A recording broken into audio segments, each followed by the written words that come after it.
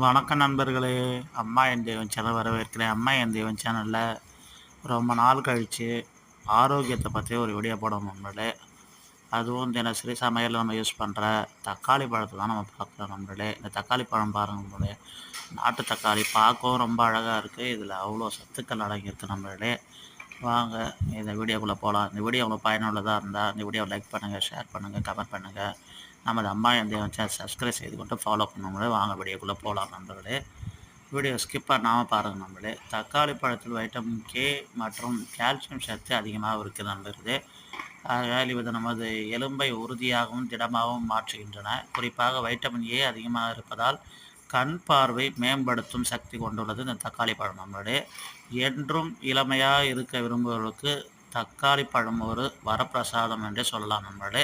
மேலும் இது போல பயனுள்ள தகவலுக்கு நம்ம சேனலை சப்ஸ்கிரைப் செய்து கொண்டு ஃபாலோ பண்ணுங்க. நன்றி, வணக்கம்.